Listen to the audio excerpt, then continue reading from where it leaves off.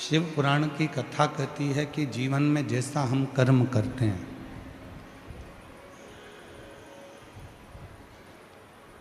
उस कर्म के अनुसार ही हमको फल की प्राप्ति होती है।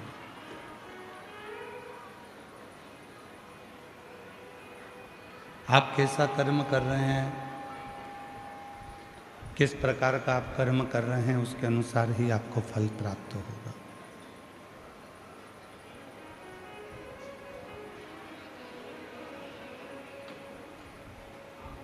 व्यक्ति का जो मृत्यु लोक में कर्म है वैसा कि वैसे ही कर्म उसके प्राण छूटने के बाद भी रहता है। फिर जन्म होता है और वापिस जन्म लेकर फिर इस संसार सागर में कोई ना कोई अवस्था धारण कर फिर वो भोगता है।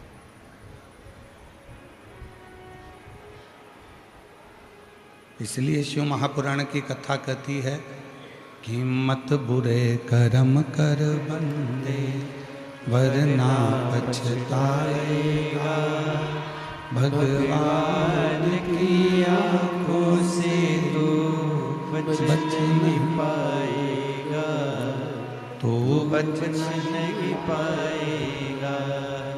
अरे ओ अज्ञानी मत कर नादानी, अरे ओ अज्ञानी मत कर नादानी। तेरे कर्म का फल भी तू ही पाएगा, जैसा किया तूने तेरे आगे आएगा। मत बुरे कर्म कर बंदे वरना पछताएगा, भगवान की आंखों से तू बच नहीं पाएगा, तू बच नहीं पाएगा। हमारा पूर्व का जो कर्म है, हम पूर्व में जो कर्म कर चुके होते हैं उसी कर्म के अनुसार हमको अगला जन्म प्राप्त होता है। कुछ अच्छा कर चलो। संसार में जन्म लिया है, संसार सागर में जन्मे हैं। संसार सागर में यदि हमारा और आपका जन्म हुआ है तो कुछ अच्छा कर चलो, कुछ श्रेष्ठ कर चलो। बड़ी मुश्किल से ये मानव का देह मिला है, बड़ी मुश्किल से ये मानव का शरीर मिला है। और ये मानव का जो शरीर है, मानव का जो देह है, इसको व्यर्थ नहीं गंवाना। ये जो शरीर है ना जाने कितनी तप और साधना का फल है।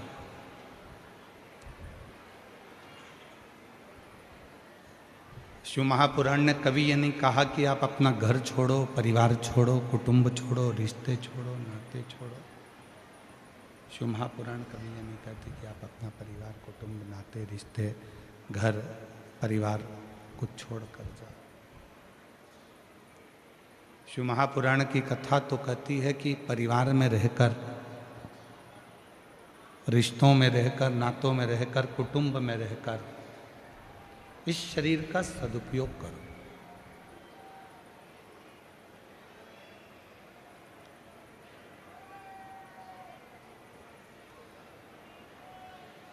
जितना रिश्तों में रहोगे, नातों में रहोगे, कुटुंब में रहोगे, परिवार में रहोगे और परिवार में रहकर जितना जितना आप परमात्मा का स्मरण करोगे उतना सुख आपकी जिंदगी में आता जाएगा।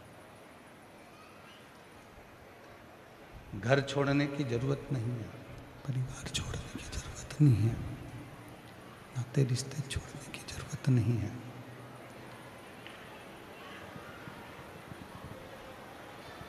ना रिश्ते छोड़िए,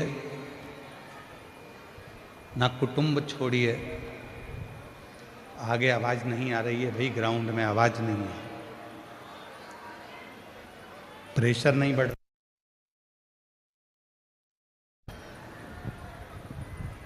रिश्ते, नाते, कुटुंब, कबीले, ये जितने भी हैं, इनको बिना छोड़े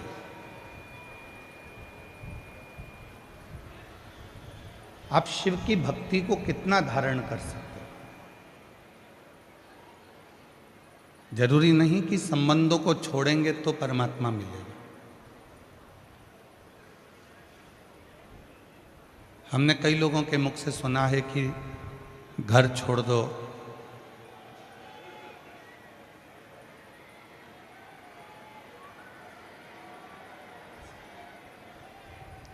कई लोगों के मुख से सुना है कि घर छोड़ दो ईश्वर मिल जाएगा, परिवार छोड़ दो ईश्वर मिल जाएगा। पर शिव महापुराण की कथा कहती है घर छोड़ने से कभी ईश्वर नहीं मिला, परिवार छोड़ने से कभी ईश्वर नहीं मिला।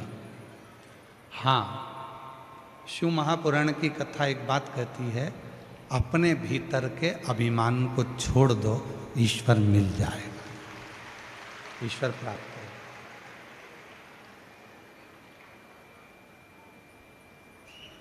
हम हमारे भीतर का अभिमान यदि अपने भीतर रखेंगे, हम अपने भीतर रखेंगे, अहंकार अपने भीतर रखेंगे और सोचें कि ईश्वर मिल जाए, नहीं मिल सकता, ईश्वर नहीं मिलेगा।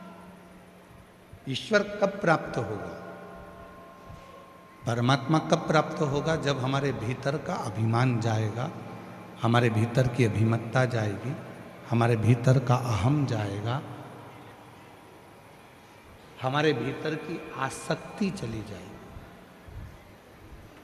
तृष्णा चली जाएगी। अच्छा, शिव महापुराण ने एक और बात कही। शिवपुराण ये भी नहीं कहती कि तुम मत कमाओ। शिव महापुराण की कथा कहती है कि तुम्हारे शरीर की जितनी कैपेसिटी है उससे 4 गुना ज्यादा कमाओ।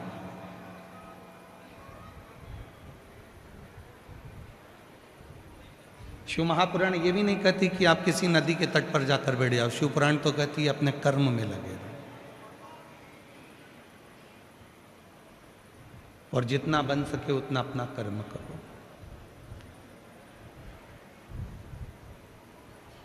फिर शिवपुराण ने कहा कि ना घर छोड़ो, ना परिवार छोड़ो, ना किसी नदी के तट पर जाकर बैठो। घर से बड़ा, परिवार से बड़ा कोई आश्रम नहीं है। उस गृहस्थाश्रम में रहकर शिव को एक लोटा जल चढ़ाकर उस परमात्मा के होकर दे।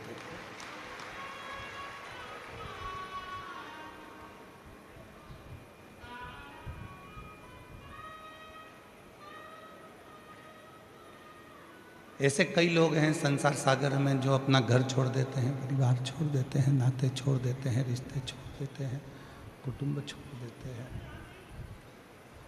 परिवार छोड़ देते हैं और विचार करते हैं कि कहीं ना कहीं मुझे भगवान मिल जाएगा। पर भगवान कहते हैं कि शिवजी कहते हैं नंदी से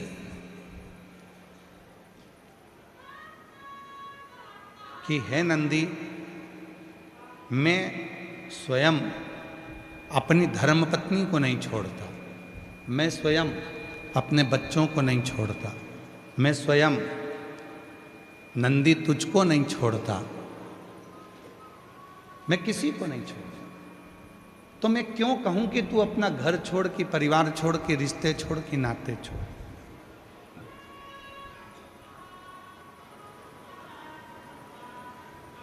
शिव महापुराण की कथा कहती है, भगवान शंकर का चरित्र कहता है, शिव तत्व कहता है कि आपको कुछ छोड़ने की जरूरत नहीं है, कुछ नहीं छोड़ना है। आपको तो केवल घर में रहकर, परिवार में रहकर, नातों में रहकर, रिश्तों में रहकर, कुटुंब में रहकर, अपने सगों के बीच में रहकर भगवान की भक्ति को धारण करना है, भगवान की विरल भक्ति को धारण करना है। क्यों छोड़े?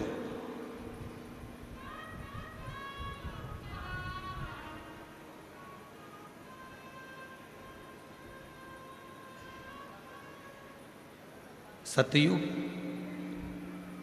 त्रेतायुग, द्वापर और कलयुग।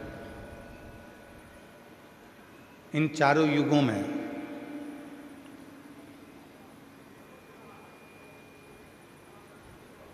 कौन श्रेष्ठ था, किनकी कीमत होती थी? आवाज सेट करते बाबू, सेट नहीं है, बाहर का रिटर्न ज्यादा आ रहा है।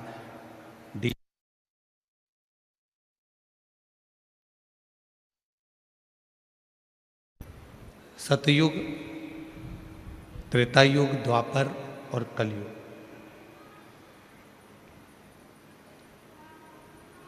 किनकी कीमत श्रेष्ठ है? तो कहा जब सतयुग था तो भक्तों की कीमत थी।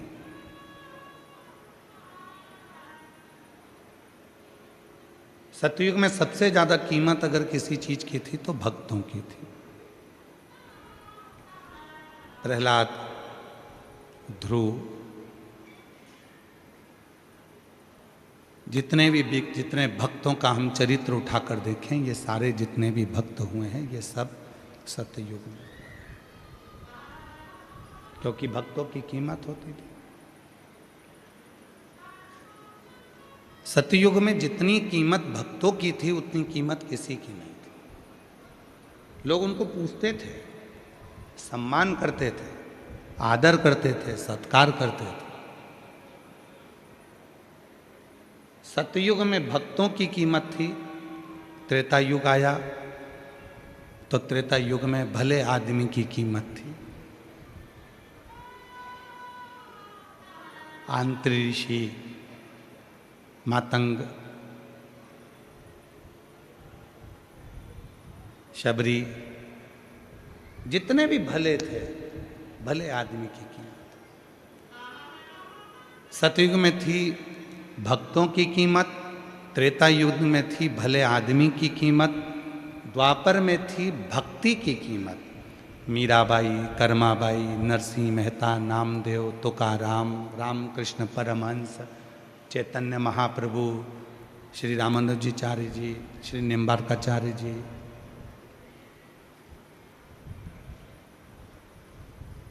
भक्ति की कीमत बढ़ी।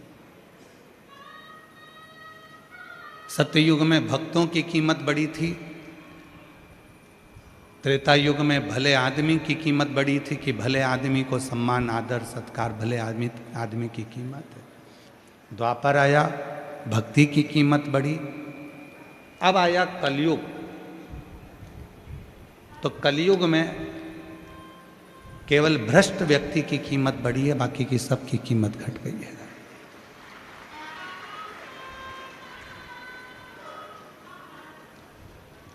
अब आप लोगों को बोलना है सतयुग में किसकी कीमत थी? जम के बोलो, भक्तों की। किसकी कीमत थी? भक्तों की। त्रेता युग में किसकी कीमत थी? भले आदमी की। द्वापर में किसकी कीमत थी? भक्ति की। और कलयुग में किसकी कीमत है?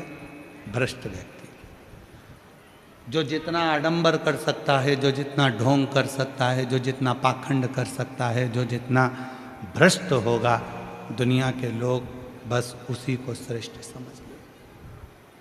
भ्रष्ट हो गया।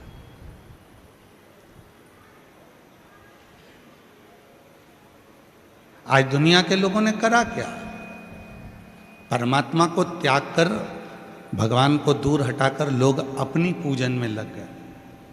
और शिव महापुराण ने इस कलिकाल में वो चक्रा घुमाया, शिव महापुराण ने वो चक्रा घुमाया कि शिव महापुराण ने कह दिया तुम किसी की पूजन मत करो, किसी संसारिक व्यक्ति की पूजन मत करो, कहीं इधर उधर आडंबर में ना फंसो, बस एक लोटा जल लो और शिव जी को चढ़ाना प्रारंभ करो और तुम्हारी जिंदगी के सारे दुख में, तुम्हारे जीवन के सारे दुख, तुम्हारे जीवन की सारे कष्ट, तुम्हारे जीवन की सारी तकलीफें तुम मिटा लो।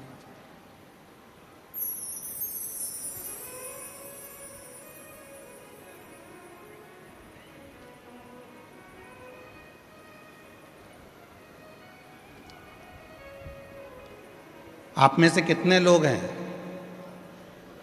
1, 2, 3, 4, 5 और पीछे के जितने पंडाल हैं उसमें जो लोग बैठे हो, लाखों की संख्या में आप लोग आए हैं। आप में से कितने लोग हैं जो 12 घंटे की तपस्या करते हो? कोई करता है? हम भी नहीं करते। कोई कहे कि सीवर वाले गुरुजी तुम तपस्या करते हो क्या 12 घंटे की? नहीं करते। आप में से कितने लोग हैं जो 9 घंटे की तपस्या करते हो? कोई नहीं करता।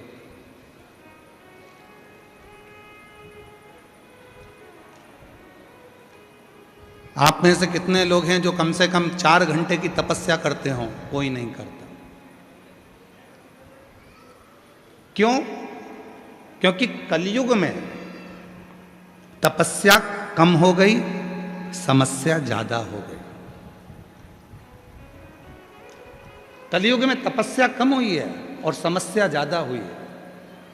इसलिए शिव महापुराण की कथा में श्री वेद व्यास जी ने लिखा, 18 पुराण में से केवल एक ऐसी पुराण है शिव महापुराण जो बिना तपस्या के भी फल प्रदान कर कर दुनिया के लोगों की समस्या मिटा देती है। वो एक लोटा जल है। ये वेद व्यास जी।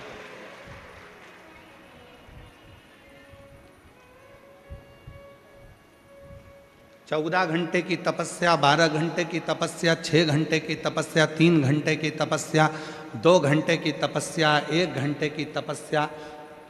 कली काल में तपस्या कम हो गई है और समस्या बढ़ती चली गई है। हर व्यक्ति के जीवन में समस्या पड़ी हुई है। दुनिया का कोई संत, कोई साधु, कोई सन्यासी, कोई तपस्वी, कोई साधक, कोई उपासक, कोई महात्मा, कोई जोगी, कोई सन्यासी, दुनिया का कोई ज्योतिषाचार्य, दुनिया का कोई साधारण व्यक्ति, दुनिया का कोई सेठ, दुनिया का कोई गरीबड़ा और दुनिया का कोई व्यक्ति आकर कह दे कि मेरे जीवन में समस्या नहीं है, तो हम मानेंगे ही नहीं। क्योंकि जो जन्म लेता है, भगवान राम ने भी अगर पृथ्वी पर जन्म लिया है तो उनकी जिंदगी में भी समस्या चली है। भगवान कृष्ण ने भी जन्म लिया है तो उनकी जिंदगी में भी समस्या चली है। स्वयं भारत की भूमि के जितने बड़े बड़े संत, प्रहलाद, ध्रुव, मीरा, कर्मा, नरसिंह मेहता, नानी भाई, जितने जितने भारत की भूमि के संत हुए, उनकी भी जिंदगी में समस्या चली। उनके भी जीवन में समस्या चलती रही।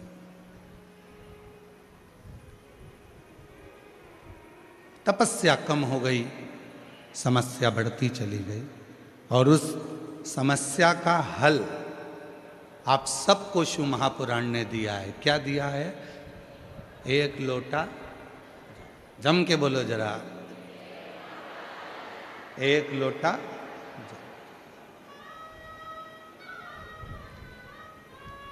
14 घंटा तपस्या नहीं कर सकते, 12 घंटा तपस्या नहीं कर सकते, 10 घंटा तपस्या नहीं कर सकते, 5 घंटे तपस्या नहीं कर सकते, 1 घंटे तपस्या नहीं कर सकते। मत करो।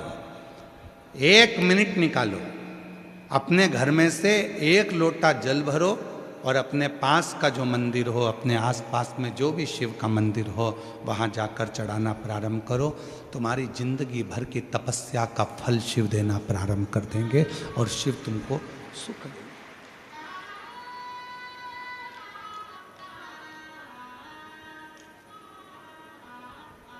और देख लिया संसार हमने देख लिया, सब मतलब के यार हमने देख लिया, झूठे नाते झूठे रिश्ते, झूठे नाते झूठे रिश्ते, अरे झूठा है संसार हमने देख लिया, सब मतलब के यार हमने देख लिया संसार हमने देख लिया। कोई ना आए, कोई। तब आखिरी में वो शिव आए, शंकर।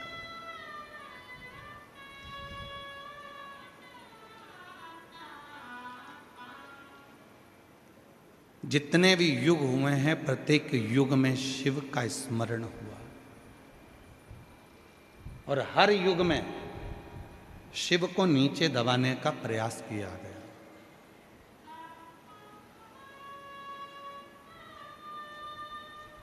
प्रत्येक युग।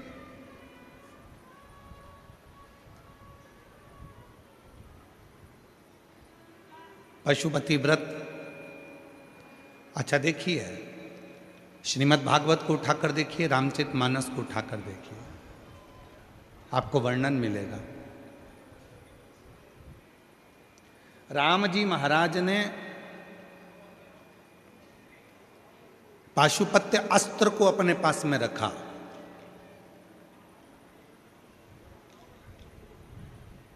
श्रीमद् भागवत कथा में वर्णन आता है कि भगवान कृष्ण ने पाशुपत्य योग को अपने पास में रखा और जब पाशुपत्य योग भगवान कृष्ण को मिल गया तो उन्होंने पाशुपत्य अस्त्र भी अपने पास में रखा।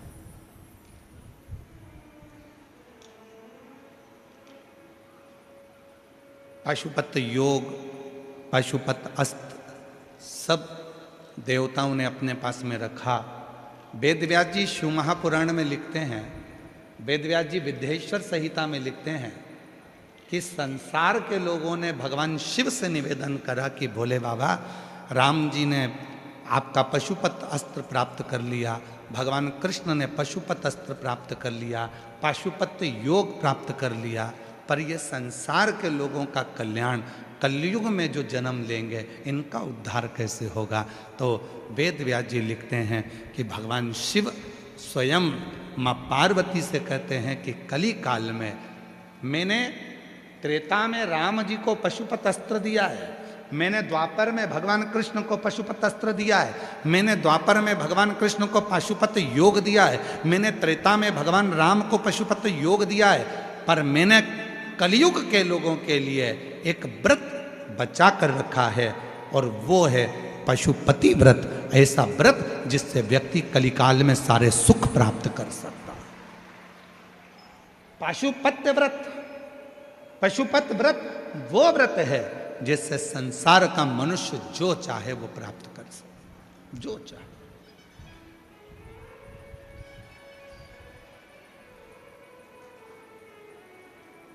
एक बहन ने एक पत्र लिखा है,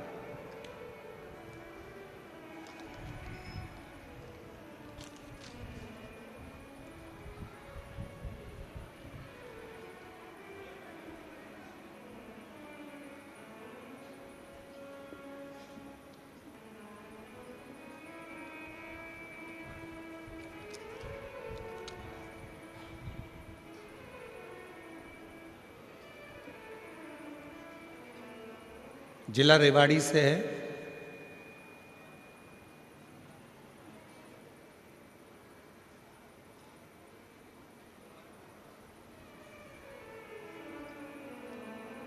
जिला रेवाड़ी, पत्र जिनने लिखा है अगर वो बैठे हों तो हाथ हिला सकते हैं और आ सकते हैं। जिला रेवाड़ी से, गांव जड़थल। गुरुजी प्रणाम। पहले हम लोग बहुत गरीब थे। मेरे पति का नाम छत्रपाल और मेरा नाम लक्ष्मी है। हमने बहुत सालों तक, महीनों तक हम प्रजापति हैं, तो हम लोग ईंट के भट्टे पर काम करते हैं। हमारा खुद का कोई भट्टा नहीं है, दूसरे के ईंट के भट्टे पर हम काम करते हैं, ईंट ढोते हैं। गुरुदेव, हमने अपने बच्चे की पढ़ाई ईंट ढो ढो कर 10वीं तक की कराई और 10वीं की पढ़ाई करने के बाद बेटा भी ईंट ढोने में लग गए। हमने हमारे बेटे से कहा कि बेटा ईंट तो ढो पर साथ में थोड़ी पढ़ाई भी कर। 10वीं तक सरकारी स्कूल में पढ़ाकर बेटे को भी काम पर लगाया। एक दिन बेटे ने कहा, माँ, क्या जैसे दूसरे लोग सरकारी नौकरी कर सकते हैं तो क्या मैं भी कर सकता हूँ? मैंने अपने बेटे से कहा कि उसके लिए तो और पढ़ना पड़ेगा। तब मेरे बेटे ने पढ़ना प्रारंभ करा। गुरुदेव, बेटे के लिए हम इधर उधर से पैसा लाते और उसको अच्छे स्कूल में पढ़ाते। पढ़ाते पढ़ाते पढ़ाते पढ़ाते एक दिन बेटे ने पढ़ाई तो कर ली पर उसका कोई योग नहीं बना नौकरी का। तो हिम्मत हार गया, माँ इतना पढ़ने के बाद अगर मैं ईंट के भट्टे की ईंट ढोऊं तो क्या काम।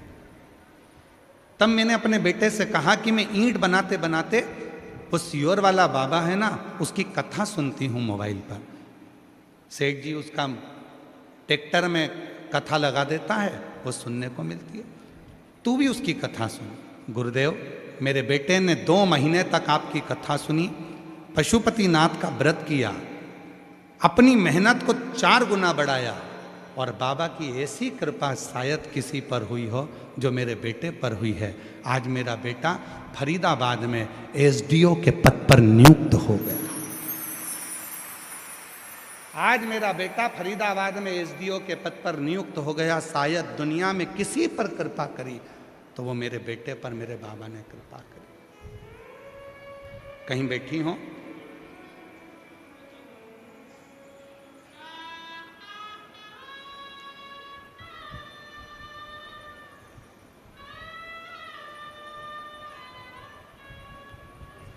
गुरुजी और मेरे बाबा को मैं क्या धन्यवाद दूं, जरा पत्र को पढ़िएगा। इस पत्र की जरा ऊपर वाली लाइन का आप स्मरण करिएगा। मेरे बाबा ने केवल 1 नौकरी नहीं, पत्र को पढ़िएगा, मेरे बाबा ने 3-3 नौकरी मेरे बेटे को दी है। 3-3 नौकरी दे दी, कोई 1 नौकरी नहीं छोड़ी। वेदव्यास जी लिखते हैं अपनी शिव पुराण के अंतर्गत, वेदव्यास जी वर्णन करते हैं शिव महापुराण के अंतर्गत। शिव महापुराण में वेदव्यास जी लिखते हैं, मैंने राम जी महाराज को पशुपत अस्त्र दिया है त्रेता में, मैंने राम जी को पशुपत योग दिया है त्रेता में, मैंने द्वापर में भगवान कृष्ण को पशुपत अस्त्र दिया है, पशुपत योग दिया है। तब कली काल के लोगों के लिए, कलयुग के रहने वाले मनुष्यों के लिए, इनकी कार्य सिद्धि के लिए आपने क्या दिया है? तो वेदव्यास जी लिखते हैं कि शिव जी कहते हैं पार्वती मैंने कली काल के मनुष्य के लिए पाशुपत व्रत दिया है। इस व्रत को जो नियम से धारण करता है, शिव कहते हैं कलयुग में उसके मनवांछित फल की प्राप्ति होना प्रारंभ हो। ये वो व्रत है, ये वो साधना है, ये वो तप है, ये वो व्रत है पाशुपत।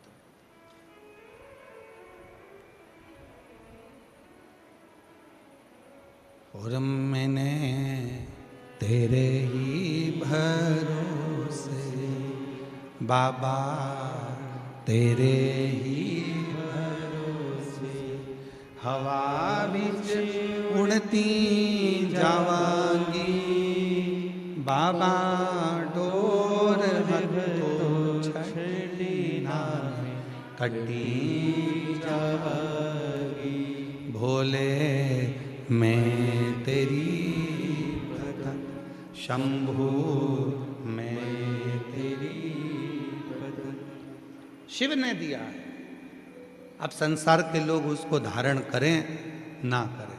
शिव तत्व कहता है, शिव महापुराण की कथा कहती है, भगवान शंकर का चरित्र कहता है, शिव महापुराण की कथा कहती है। शिव तत्व कहता है कि इस संसार सागर में, इस भव सागर में शिव की साधना, शिव का तप, शिव की भक्ति बार बार जन्म और मरण के प्रपंच से दूर कर देती। हम नहीं कर सकते।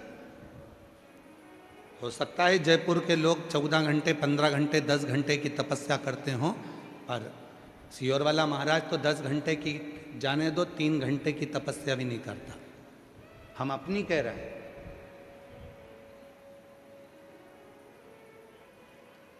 हो सकता है आप लोग तो 3-4 घंटे की तपस्या कर लेते होगे, पर हमसे तो नहीं बनती। हाँ, हमसे एक काम बनता है जो मेरे वेदव्यास जी ने लिखा शिव पुराण में, कि कली काल में, इस कलयुग में तपस्या कम हुई है, समस्या बड़ी है, और समस्या का हल करने के लिए वेद व्यास जी ने एक लोटा जल और श्री शिवाय नमस्तुभ्यम का मंत्र दिया है, जिसको हम जपते हैं, भजते हैं और शिव को चढ़ाते हैं।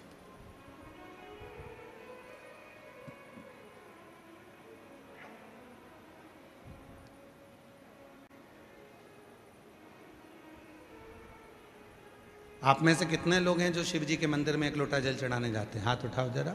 सभी लोग जाते हैं? रखिए रखिए। प्रणाम आपके चरणों में। मैं नमन करता हूँ जयपुर की इस पवित्र मेरी बहनों को, मेरे जीजाओं को, मेरी बेटियों को, बेटाओं को, मेरे बुजुर्ग माँ बाप को मैं प्रणाम करता हूँ आपको, जो आप शिव के मंदिर में जाते हैं।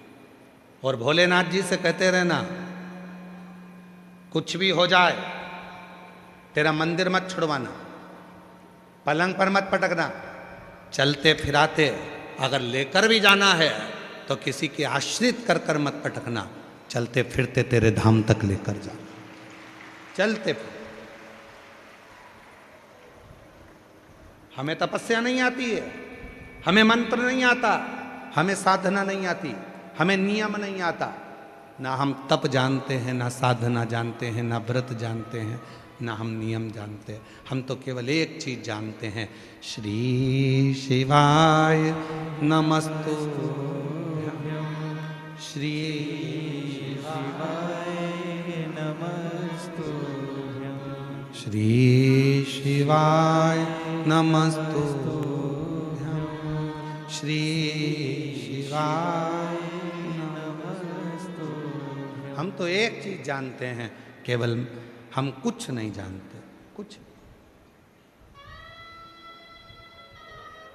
कितनी सुंदर बात। एक बार मां पार्वती जी बैठी थी अमरनाथ जी की गुफा में और शिव जी कथा कह रहे हैं।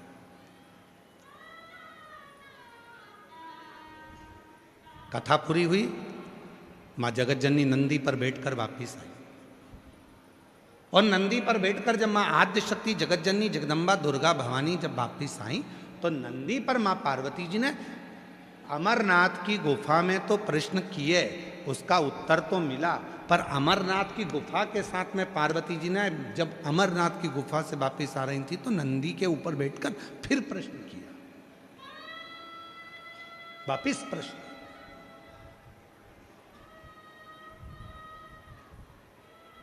और पार्वती जी ने कौन सा प्रश्न किया? पार्वती जी बोली, संसार के कई लोग हो सकता है कि विद्या अध्ययन नहीं करे हो, संसार के बहुत सारे लोग ऐसे हैं, हो सकता है किसी गुरु की शरणागति ना गए हो, संसार के कई लोग ऐसे हैं जिन्होंने किसी विद्यालय में पढ़ाई ना करी हो, संसार के कई लोग ऐसे हैं जिन्होंने कहीं किसी गुरु की शरणागति ग्रहण ना करी हो, किसी के उनको संस्कृत बोलना नहीं आती, उनको मंत्र बोलना नहीं आते, उनको साधना करना नहीं आती।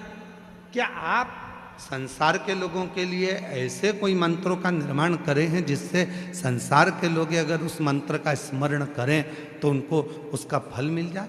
तो शिव जी ने शाबर मंत्र का प्रयोग बताया।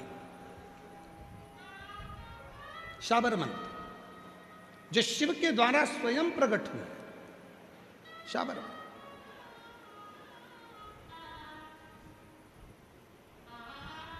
और शाबर मंत्र किसको कहते हैं? शाबर मंत्र कहते किसको है? किसको कहा गया शाबर मंत्र? कई लोग कहते हैं सियोर वाले महाराज जी तो वही की वही भजन गुनगुना देते हैं, वही की वही लाइनें गुनगुनाते रहते हैं, इनकी जितनी कथा सुनो सारी कथा में एक जैसी लाइन मिलेगी, मंत्र बस वो एक एक लाइन गुनगुनाते रहते हैं। क्या है? शिव महापुराण में स्वयं भगवान शंकर पार्वती से कहते हैं, दुनिया के लोगों को मंत्र याद नहीं रहेगा, तपस्या याद नहीं रहेगी, तो मैं अपनी इस अंग से शाबर मंत्र को प्रकट करता हूँ। शाबर मंत्र कहते किसको हैं? तो शिव पुराण में वर्णन किया गया, शाबर मंत्र वो मंत्र हैं जिसको आप दिल से, हृदय से शिव जी के पास बैठकर कुछ भी गुनगुनाओगे, वो शिव उसे मंत्र के रूप में स्वीकार कर कर तुम्हारा कल्याण कर देंगे। इसलिए उन मंत्र को आप और हम गुनगुनाते, महादेव नमन चरणों में स्वीकार कीजिए। अच्छा, दुनिया के लोगों को क्या लगता है कि महाराज जी भजन गा रहे हैं, महाराज जी भजन की लाइन गुनगुना रहे हैं? ना ना ना, इस मंत्र को, ये हमारे मुख से, आपके मुख से कोई भी स्तुति निकल रही है, वो स्तुति बारंबार निकलेगी तो मंत्र का काम करेगी। आप बार बार अगर किसी को एक ही बात कहोगे, राम राम सा, राम राम सा, राम राम सा, तो वो मंत्र हो जाएगा। जय श्री कृष्णा सा, जय श्री कृष्णा सा, मंत्र हो जाएगा। श्री शिवाय नमस्तुभ्यम, श्री शिवाय नमस्तुभ्यम, मंत्र हो जाएगा। जब एक ही लाइन को तुम बार बार गुनगुनाइए तो वो मंत्र, वो केवल भजन की लाइन नहीं होगी, वो शंकर का शाबर मंत्र बन जाता है।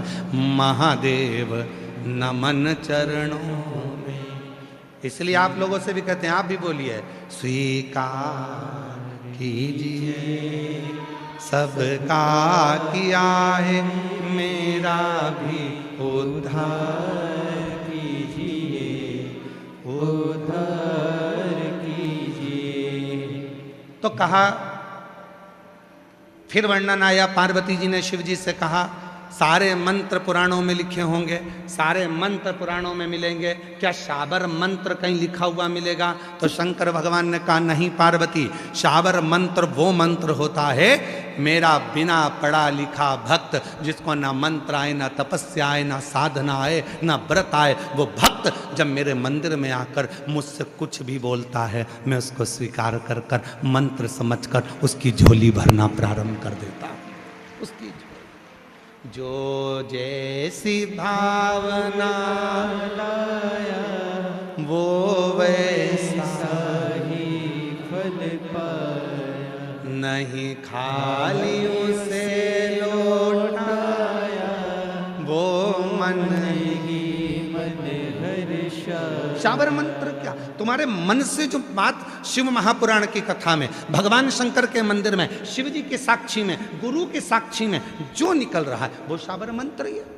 और उस मंत्र का प्रभाव कितना होता है कि दुनिया के लोगों का काम शिव पुराण की कथा में पहुंचते हैं, 7 दिन की कथा बैठकर सुनते हैं, बाबा से प्रार्थना करते हैं, और दुनिया के लोग कहते हैं हमारा यह काम हो गया, 3 महीने में बाबा ने हमारी सुन ली। क्यों सुन ली? क्योंकि आप सब इस कथा में बैठकर शाबर मंत्र को गुनगुनाते हो, शिव के उस मंत्र का स्मरण करते हो, दिल से प्रार्थना करते हो, और जब जो प्रार्थना करी जाती है वही मंत्र हो जाता है, और उस मंत्र को शिव स्वीकार कर लेता है।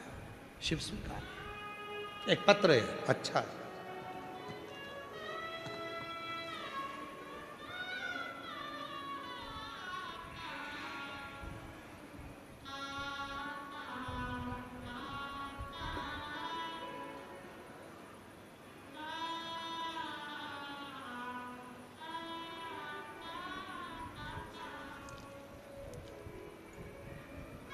सादर प्रणाम।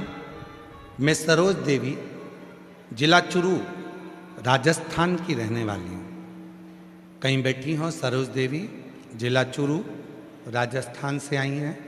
अगर कहीं बैठी हों तो हाथ हिला सकती हैं, और अगर कहीं बैठी हों, किसी भी पंडाल में बैठी हों, तो व्यासपीठ के पास आकर बेलपत्र ले सकती हैं। मैं सरोज देवी, जिला चुरू, राजस्थान की रहने वाली हूँ। आपकी कथा 4 पंडाल में सुनी। पहली बार पुष्कर में, दूसरी बार सीहोर में, तीसरी बार रतनगढ़ में, चौथी बार जयपुर में, पिछली बार सुनकर गई हूँ। गुरुदेव, केवल एक नियम था, मेरी बेटी पढ़ाई कर रही है और उसको नीट क्लियर करना है, उसका नीट क्लियर नहीं हो रहा था। बाबा से 5 पंडाल का नियम लिया था कि 5 पंडाल में कथा सुनूंगी, और 5 पंडाल में तो मुझे विश्वास है कि मेरी बेटी का नीट क्लियर कराएगा। गुरुदेव, आपकी कथा बिल्कुल सत्य कहती है, जो पंडाल में बैठकर मांगो वो देता है। बाबा ने ऐसी कृपा करी, मेरी बेटी ने 12th क्लियर करा और नीट का एग्ज़ाम भी बाबा की कृपा से दिया। और आज मैं छाती ठोक कर कहूँ, मेरी बेटी को एक गवर्नमेंट कॉलेज नहीं, 2 गवर्नमेंट कॉलेज से लेटर आया। मेरी बेटी को 2 मेडिकल कॉलेज में सिलेक्शन मिला, 2 मेडिकल कॉलेज से पत्र आया, एक नहीं 2। गुरुदेव,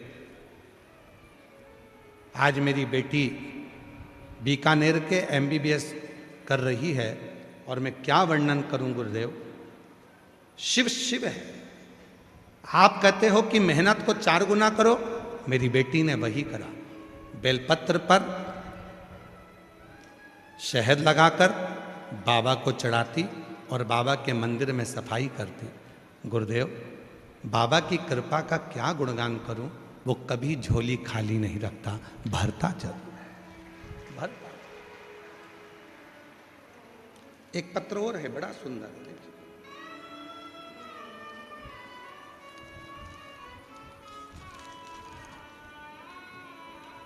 छोटू कवर, जिला सीकर।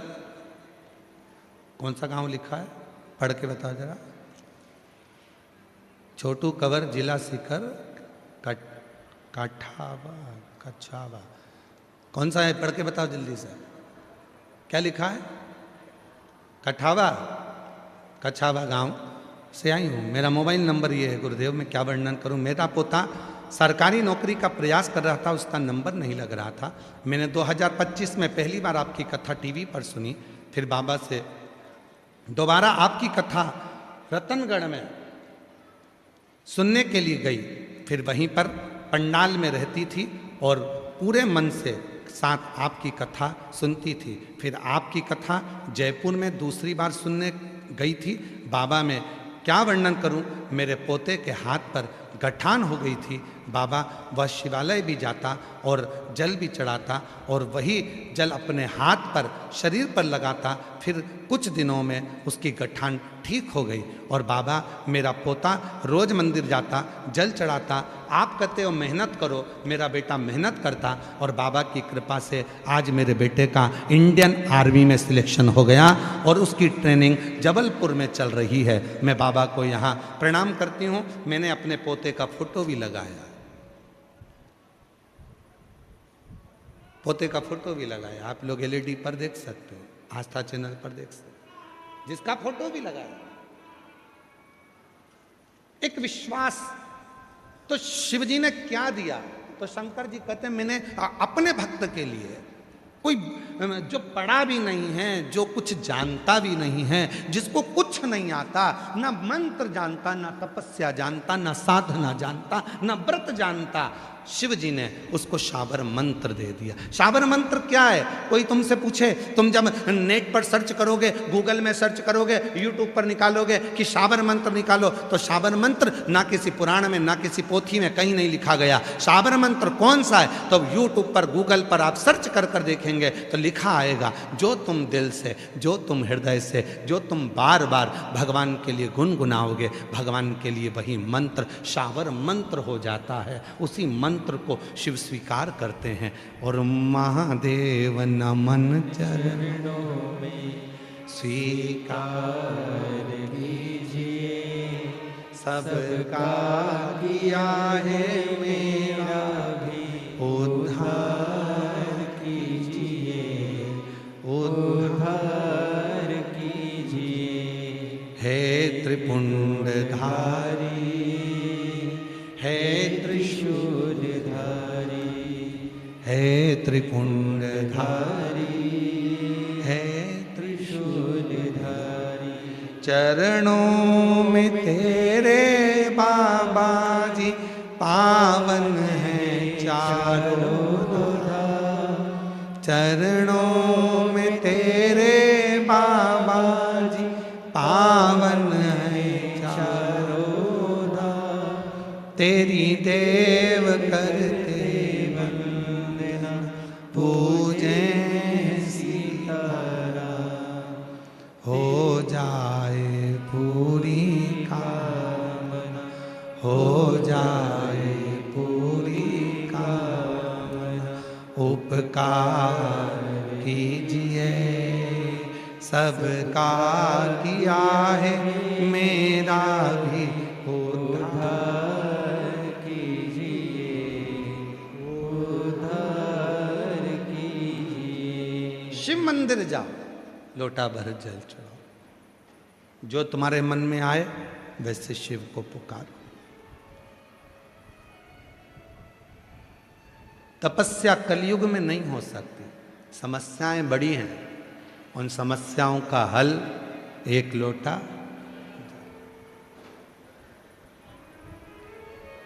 बड़ी है समस्या।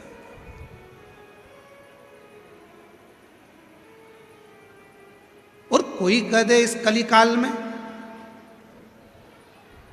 कलयुग में आने के बाद अगर कोई कहता है कि नहीं साहब मैं तो 12 घंटे तपस्या करता हूँ, मैं 9 घंटे तपस्या करता हूँ, मैं 22 घंटे तपस्या करता हूँ, मैं 24 घंटे तपस्या करता हूँ, श्री शिवाय नमस्ते, हाथ जोड़ लो, प्रणाम करो, नमन करो, चल। दो चीजें हैं, एक होता है वरदान और दूसरा होता है आशीर्वाद। जम के बोलो कौन कौन सा चीज है? आवाज नहीं आई, जम के बोलो। पहले नंबर पे वरदान, दूसरे नंबर पर आशीर्वाद। दो चीजें हैं और दोनों में जमीन और आसमान का अंतर है।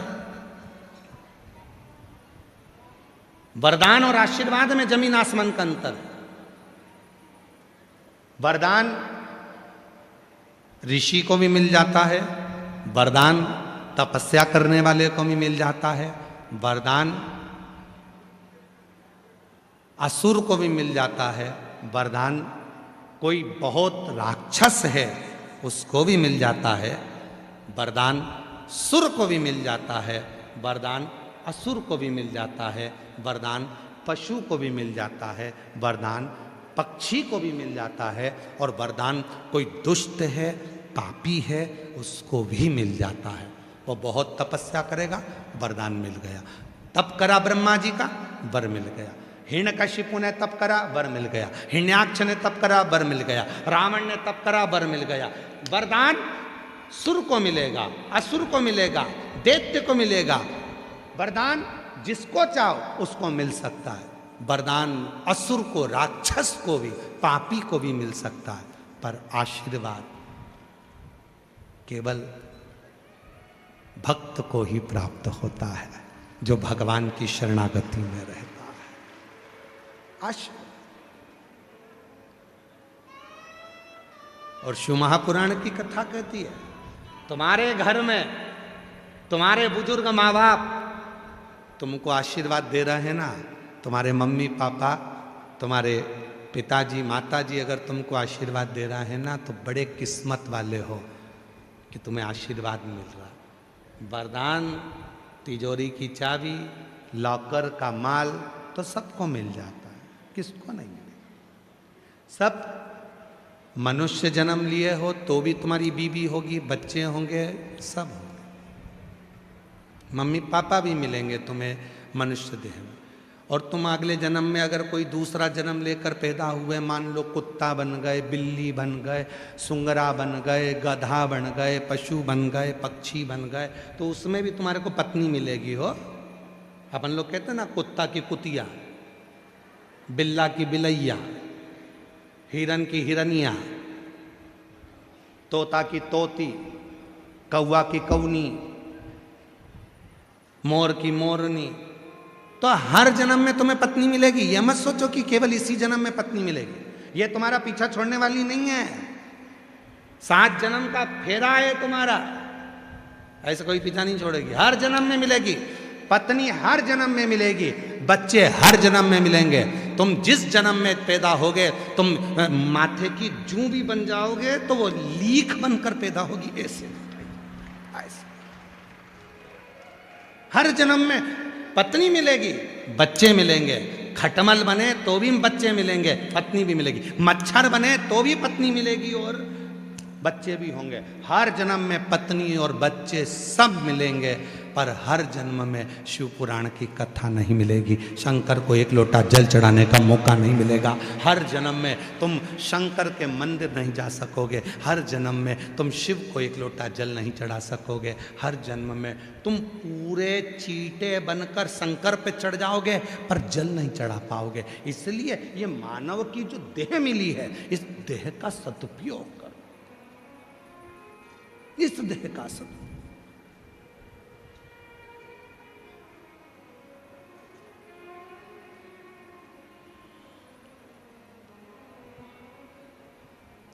और शिव के सिवा कहीं दिल ना लगाना, शिव के सिवा कहीं दिल ना लगाना, वरना पड़ेगा तुझे आंसू बहाना, वरना पड़ेगा तुझे आंसू बहाना।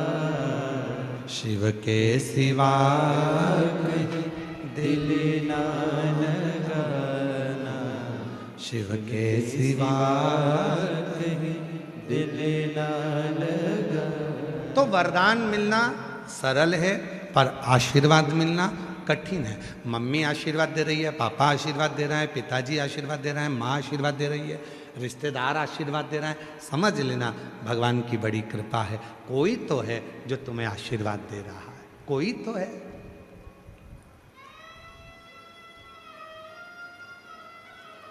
सास से खूब लड़ो, खूब लड़ो, ननन से खूब लड़ो, पर पांव पड़ना बंद मत करो। सास से खूब लड़ो, पर पांव पड़ना बंद मत करो। खूब लड़ लो, जितनी तुम्हारी कैपेसिटी है जूड़ा बांध बांध के लड़ो, अच्छी जोरदार लड़ो, दमदारी से लड़ो, पर प्रणाम करना बंद मत करना, पांव पड़ना बंद मत करना। वो लड़ ले, झगड़ ले, तुम्हें रोटी नहीं दे, अलग कर दे, दूसरे मकान में भेज दे, तो भी सिर पे पल्लू मल्लू लेके तुरंत पहुंच जा। और 30 त्योहार पे जाके डोकरी के बुढ़िया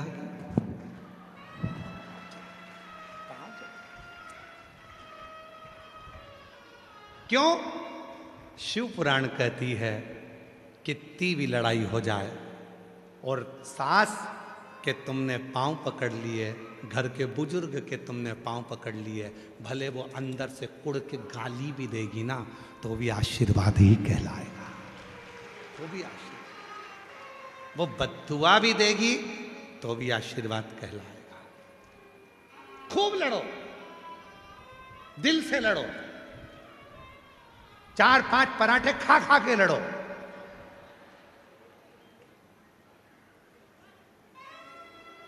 ब्यूटी पार्लर से तैयार होके लड़ो, खूब लड़ो, पर पांव पड़ना बंद मत करो। चरण जरूर पकड़ो, प्रणाम जरूर करो, नमन जरूर करो। कहा गुरुजी हमारे मन में बहुत मन मोटाव हो गया, आपस में झगड़ा हो गया, लड़ाई हो गई, वो हमारा मुंह नहीं देखती, हम उसका मुंह नहीं देखते। क्या हुआ? निसड़ले बनकर चले जाओ, अपने को तो बस जाना है, चले पांव पकड़िए, प्रणाम करो। घर से निकाल देगी तो पांव पड़ने वाले को कोई नहीं निकालता, पांव तो पड़ो, निकाल देगी तो निकाल देगी, अपन तो पांव पड़ो। हम क्या करते हैं? लड़ाई होती है, पांव पड़ना बंद कर देते हैं, प्रणाम करना बंद कर देते हैं। शिव पुराण क्या कहती है? शिव पुराण क्या कहती है? बड़ा कौन है? शिव पुराण क्या कहती है? बड़ा कौन है? शिव महापुराण की कथा कहती है जो किसी के आगे झुककर चलना सीख जाता है वो जिंदगी का सबसे बड़ा व्यक्ति कहलाता है। सबसे। मेरे शंकर भगवान को देखो, देवताओं ने अमृत पी लिया, सारे देवता अमृत की तैयारी में, तो सबके पास अमृत आने वाला था और शंकर जी के पास में विष भेज दिया गया। पार्वती जी ने कहा तुम्हारे पास में विष भेजा है, विष पियोगे? शंकर भगवान बोलने लगे क्या हुआ, विष पीने में तकलीफ क्या है, मैं तो पीऊंगा। विष पिया, विष धारण करा।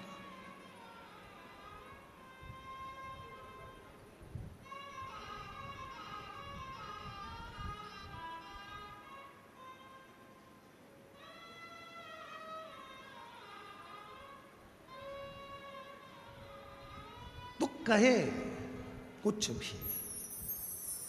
शिव महापुराण की कथा कहती है आशीर्वाद लेने में पीछे मत हटना। एक गलती हो गई थी ब्रह्मदेव से। ब्रह्मा जी ने कह दिया था ये पूरी सृष्टि का निर्माण मैंने किया है और सृष्टि का निर्माता भी मैं हूं, रचने वाला भी मैं हूं, संहार करता भी मैं हूं, सब कुछ मैंने किया, सब कुछ।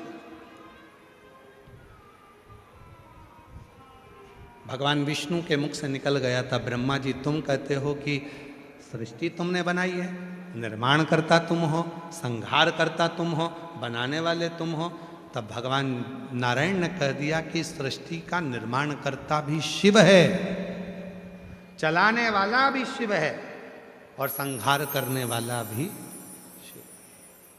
प्रभु आपकी कृपा से सब काम हो रहा है, भोले आपकी कृपा से सब काम हो रहा है।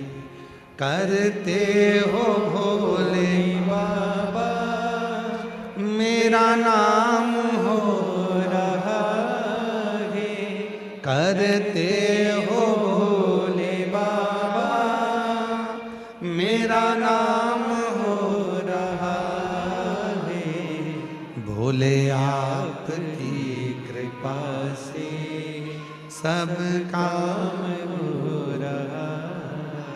सृष्टि रचने वाला भी शिव है, सृष्टि को चलाने वाला भी शिव है, उस सृष्टि का संहार करता भी शिव है। वो तो जवाबदारी थोड़ी भगवान नारायण को दे दी, जवाबदारी थोड़ी सी भगवान ब्रह्मा जी को दे दी, जवाबदारी थोड़ी सी इंद्र को दे दी, वरना सारा काम तो शिव का ही है।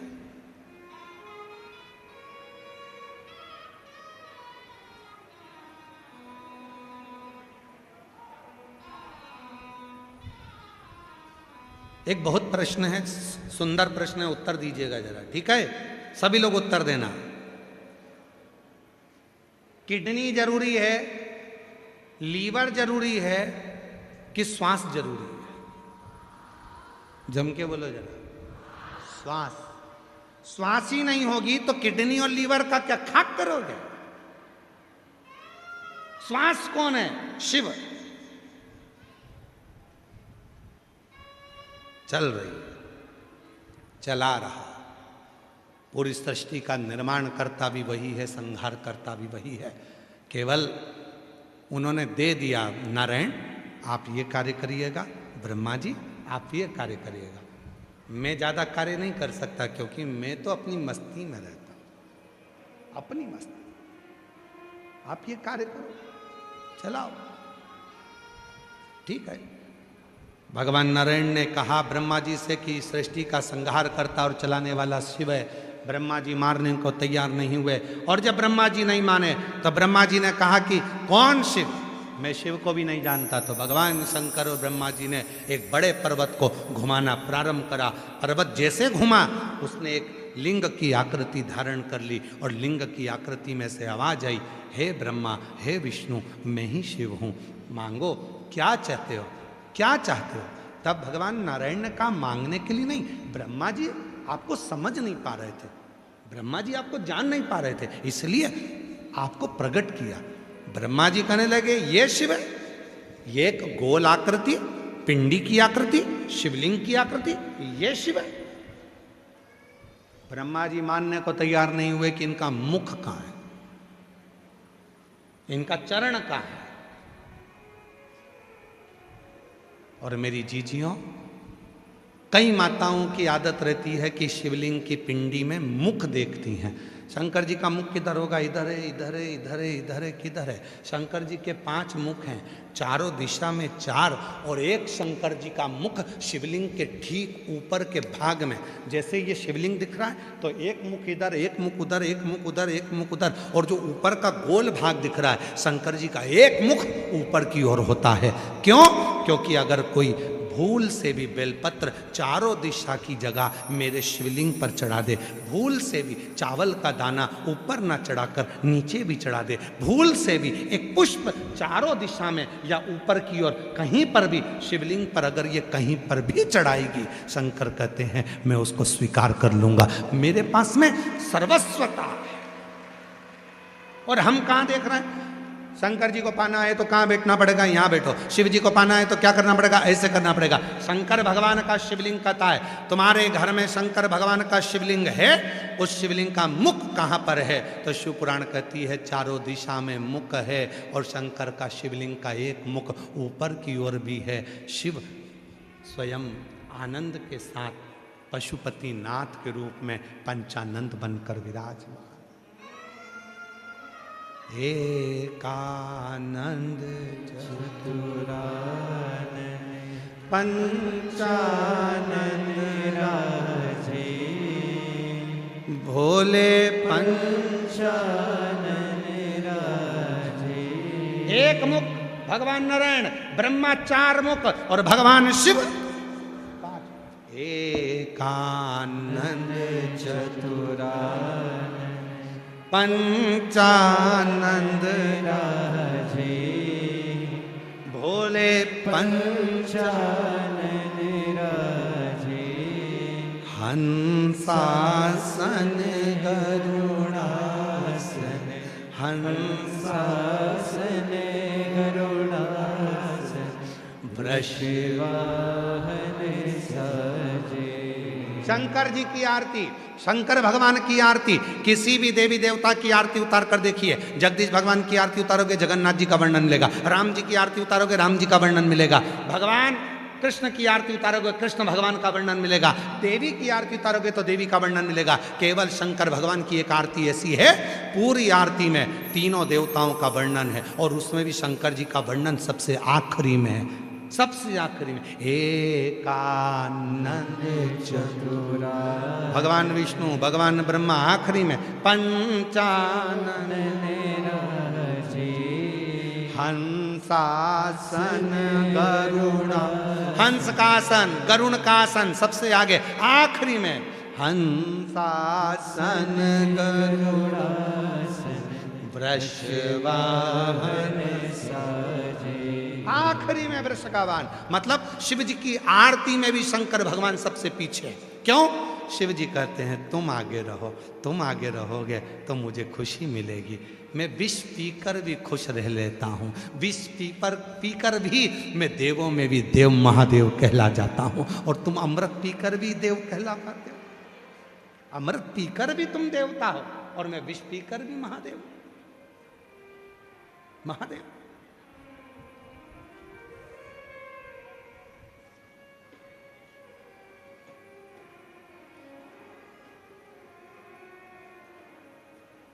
रामचरितमानस किस किसने सुनी है?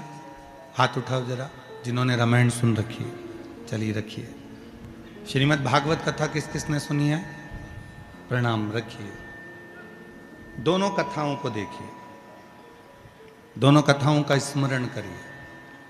भगवान श्री राम जी महाराज का प्रागट्य होता है माता कौशल्या जी के गर्भ से। समय आने पर भगवान शंकर राम जी का दर्शन करने के लिए आते। सुनिए ना कथा सबने, जम के तो बोलो जरा, ठीक है। अब जो रामचरितमानस में हुआ कि भगवान राम जी का प्रागट्य हुआ और भगवान भोलेनाथ भगवान शिव राम जी का दर्शन करने के लिए राम जी के दरवाजे पर, राम जी के द्वार पर, कौशल्या जी के दरवाजे पर गए, दर्शन किया। और कौशल्या माता ने राम जी के स्वरूप का दर्शन भगवान शंकर जी को कराया।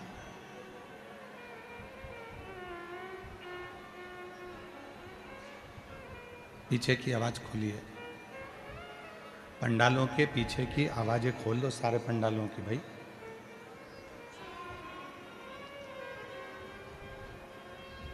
कौशल्या जी के सामने भगवान देवाधिदेव महादेव एक योगी का रूप धरकर, एक साधक का रूप धरकर गए।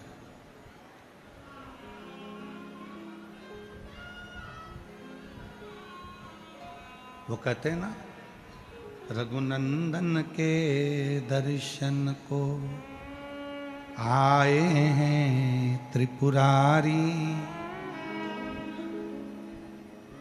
मस्तक पर गंगा सोहे है, हाथ में डमरू धारी।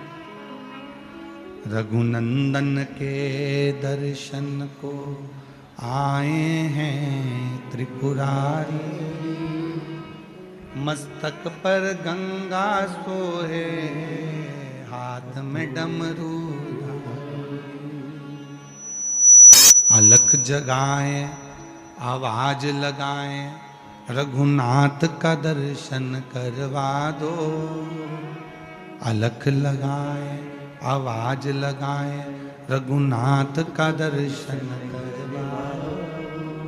रघुनंदन के दर्शन को आए हैं त्रिपुरारी, रघुनंदन के दर्शन को आए हैं। आवाज लगा रहे हैं, राम जी का दर्शन करा दीजिए।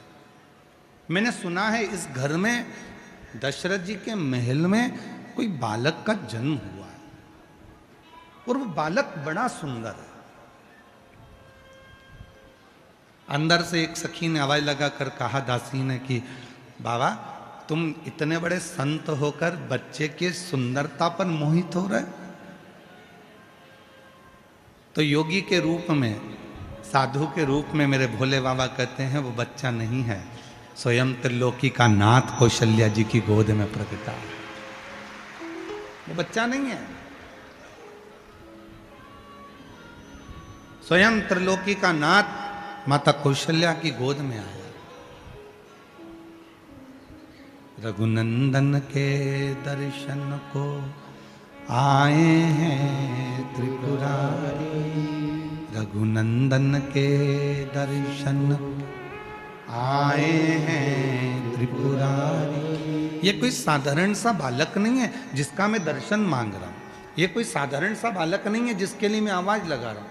मुझे इतने में दासी कौशल्या जी के पास में बैठी हुई माता कैकेयी से कहती हैं, सुमित्रा से कहती हैं कि दशरथ जी के द्वार पर माता कौशल्या जी आपके बेटे का दर्शन मांग रहा है एक सन्यासी, एक योगी, एक तपस्वी, एक साधक।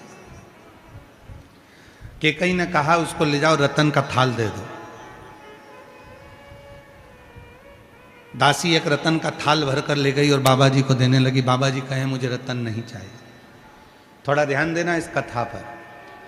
कई लोग कह देते हैं शंकर भगवान को इतना दूध चढ़ाना पड़ेगा 108 लीटर, कोई कहता है शंकर जी के मंदिर को सोने से जड़वाना पड़ेगा, कोई कहता है भगवान शंकर को चांदी की जलाधारी लगाना पड़ेगी, कोई कहता है भगवान शंकर को चांदी का कपाट लगाना पड़ेगा, कोई कहता है भगवान शंकर को चांदी का कलश चाहिए, कोई कहता है भगवान शंकर को चांदी की थाली चाहिए, कोई कहता है भगवान शंकर को चांदी का कटोरा चाहिए। श्री शिव महापुराण की कथा कहती है मेरे भोले बाबा को ना सोना चाहिए ना चांदी चाहिए, मेरे भोले बाबा को तो तुम्हारा दिल चाहिए। जो दे सकता है वो शिव के पास।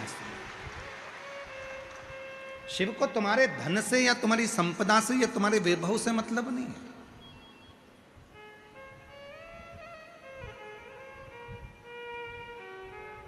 भगवान शंकर को तुम्हारे धन या दौलत से मतलब नहीं है।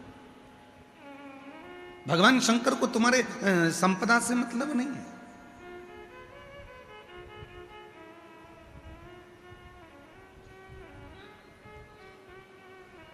शिव को केवल तुम्हारा हृदय चाहिए।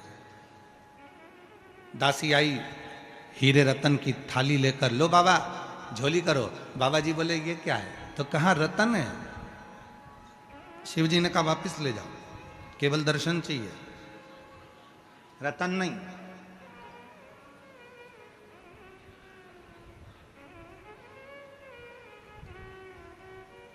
रतन से दर्शन नहीं हो सकते। वो था त्रेता युग जिसमें रतन से दर्शन नहीं होते थे, और आज है कलयुग जिसमें बिना दौलत के तो मंदिर में भी जल्दी दर्शन नहीं होते। पैसा दोगे तो बैठ पाओगे, पैसा दोगे तो बैठोगे, धन है तो बैठो, पैसा है तो बैठो, नहीं तो चलो यहां से। मतलब तुम्हारी कीमत नहीं है, याद रख लेना। तुम्हारी बिल्कुल कीमत नहीं है, तुम्हारे पैसे की कीमत है। जेब अगर गर्म है तो होटल का रूम तुम्हारा है, जेब अगर गर्म है तो ट्रेन की सीट तुम्हारी है, जेब अगर गर्म है तो फ्लाइट की सीट तुम्हारी है। और अगर जेब में माल नहीं है तो तुम भले दुनिया में घूमते रहो, कुछ भी तुम्हारा नहीं, कुछ भी तुम्हारा नहीं।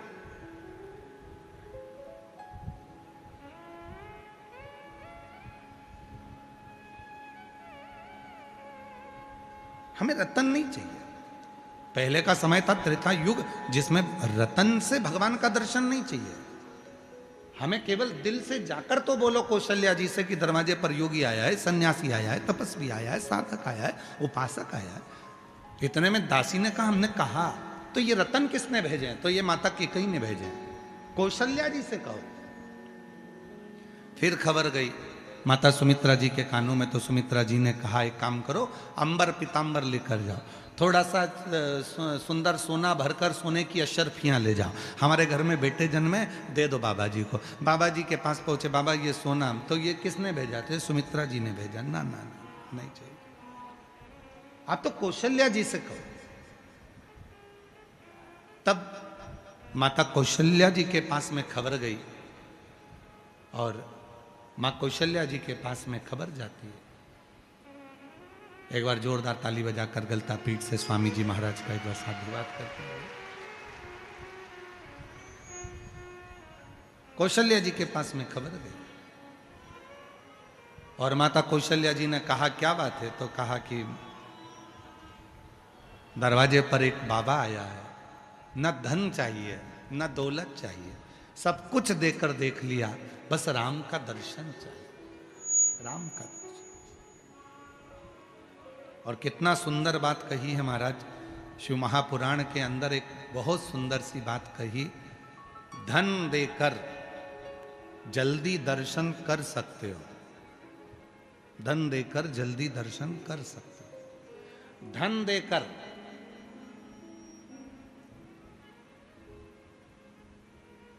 तुम वीआईपी ट्रीटमेंट प्राप्त कर सकते हो, पर धन देकर उस परमात्मा को अपना नहीं बना सकते।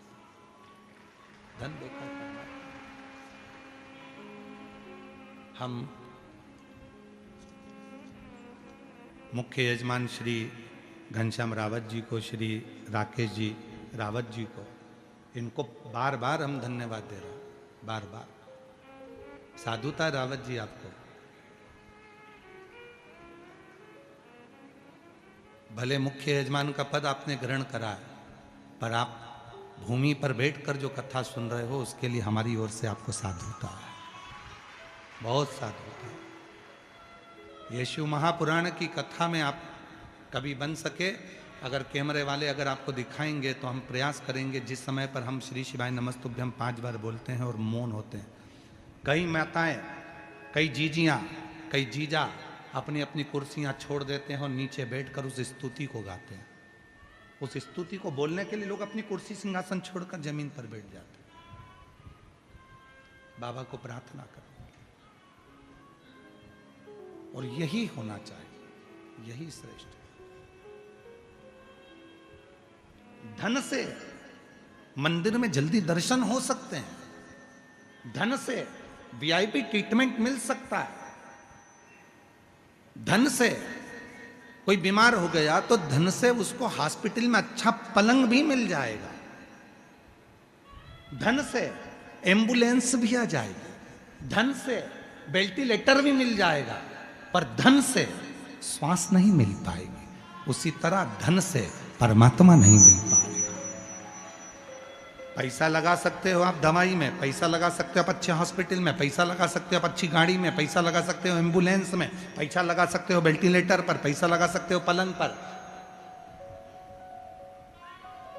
कोरोना काल में आप सबने देखा होगा, कोरोना में लोगों के पास धन था, पर श्वास के लिए हाथ जोड़ रहे थे कि थोड़ा सा जिया दो डॉक्टर साहब, कोई ऐसी दवाई, कोई ऐसा इंजेक्शन लगा दो, मेरा पति, मेरा भाई, मेरा बेटा, मेरा बाप, मेरी पत्नी, मेरी माँ, मेरी बहन जीवित हो जाए, कुछ कर दो।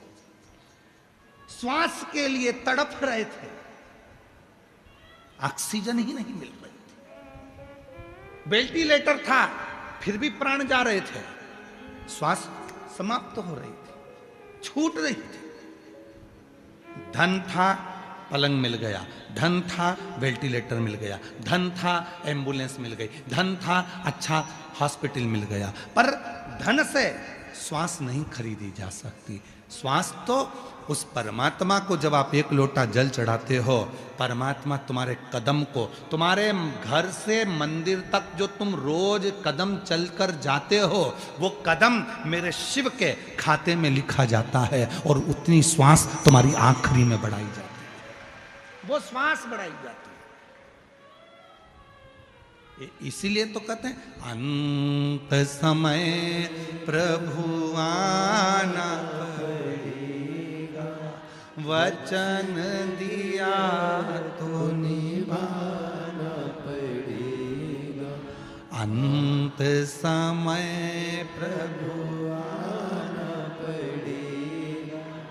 वचन दिया तो निभाना पड़ेगा, आए ना आए प्रभु कुटुंब कबीरा, अंत समय प्रभु आना पड़ेगा। वचन दिया तो निभाना पड़ेगा, अंत समय प्रभु आना पड़ेगा। वचन दिया तो निभाना पड़ेगा। अंतिम बिंदु में जब कोई नहीं आएगा तब तुम्हारा चढ़ाया गया एक लोटा जल तुम्हारे सामने आएगा। एक महिला बैठी है, 8 साल तक उसने डॉक्टरों का इलाज करवाया, मेरे घर बच्चा हो जाए। 8 साल के बाद फिर 8 साल तक इलाज करवाया, किसी किसी जगह पर जा जाकर झोलियां भरवाई, गोदी भरवाई कि बच्चा हो जाए, संतान।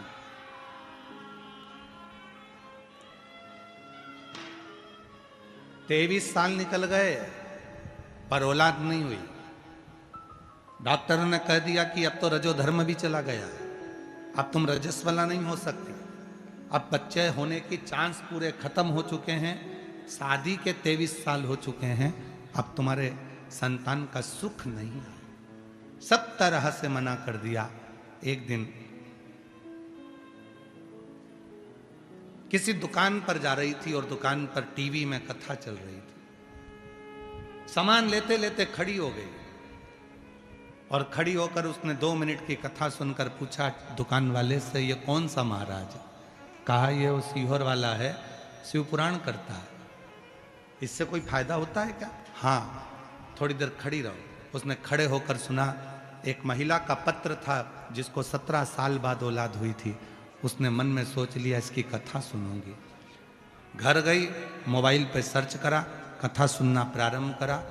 कथा सुनने के बाद उसने सुना कि सीहोर कुबरेश्वर धाम जाऊंगी, वहाँ कंकर शंकर की पूजन करूंगी, वहाँ का कंकर लेकर आऊंगी, रुद्राक्ष लाऊंगी, सफ़ेद आंकड़े की जड़ बांधूंगी।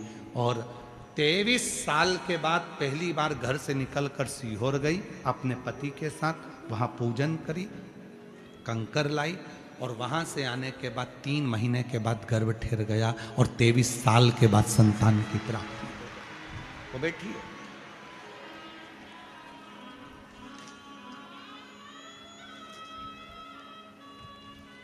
पत्र देखिए। मेरा नाम पूनम पवार, पति का नाम दिनेश कुमार पवार। 1 लोटे जल का क्या व्याख्यान करूं गुरुदेव। शादी को 23 साल हो गए गुरुदेव, शादी को 23 साल हो गए। मैं पूनम पवार, पति दिनेश कुमार पवार, 1 लोटे जल का क्या व्याख्यान करूं गुरुजी। मेरी शादी को 23 साल हो गए। 23 साल तक मुझे संतान नहीं।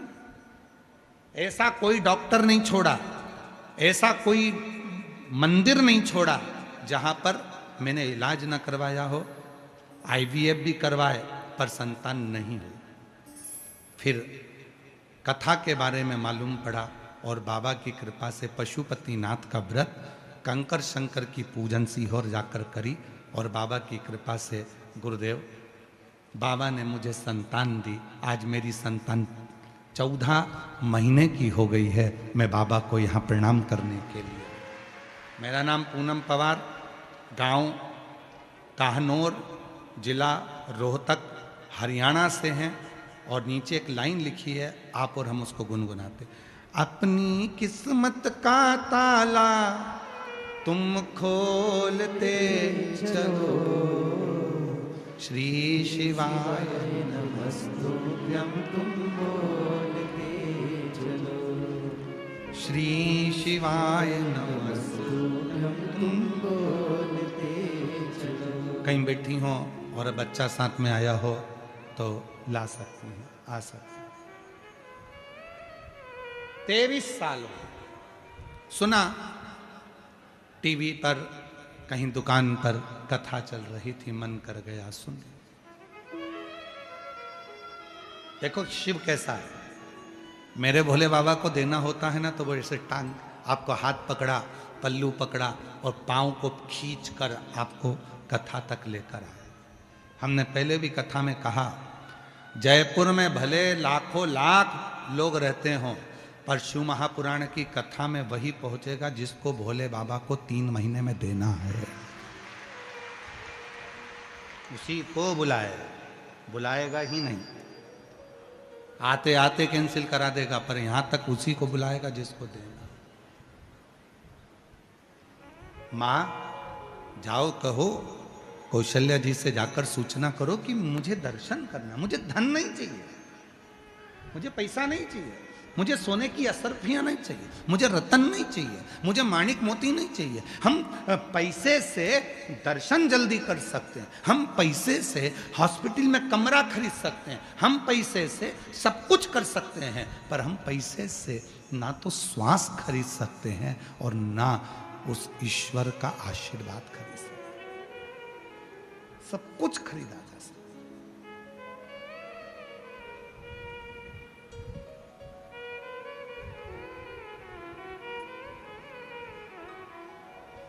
ईश्वर की कृपा करुणा उसको खरीदा नहीं जा सकता।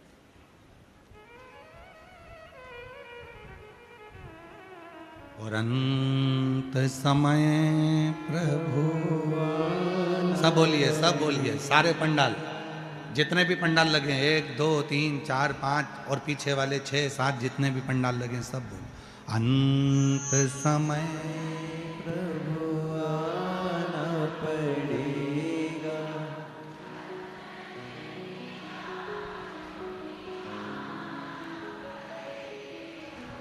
आए ना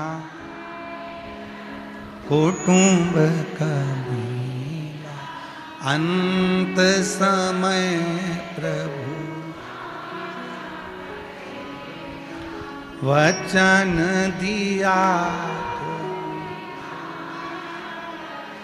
यही शावर मंत्र हैं जिसको बार बार दोहराया जाता है, यही शावर मंत्र हैं। भले वो भजन की लाइन क्यों ना हो, कभी मंत्र के रूप में उसको पुकारा करो। मुझे रतन नहीं, मुझे माणिक नहीं, मुझे सोना नहीं, मुझे चांदी नहीं, मुझे हीरा पन्ना नहीं, मुझे राम का दर्शन कर। ठीक है, कौशल्या जी के पास सूचना गई, माता कौशल्या जी ने राम जी का दर्शन कराया, शिव जी को दर्शन कराया। कौशल्या जी ने राम जी का दर्शन कराया, राम जी को वापिस कौशल्या मैया ले गई। अब कौशल्या मैया शिव जी के आगे हाथ जोड़कर बैठ गई। बहुत सावधानी की कथा है आज की, थोड़ा ध्यान लगाकर सुनना। हो सकता है इस कथा से कई लोगों को हो सकता है कि थोड़ा बुरा भी लग जाए, पर कहने में पीछे नहीं हटेंगे। ध्यान देना, शिव जी के सामने कौशल्या मैया हाथ जोड़कर बैठकर कहती हैं, मेरे बच्चे का भाग्य बता दो, उसका किस्मत कैसी है। मेरे बेटे का भाग्य बता दो कि उसकी किस्मत कैसी है।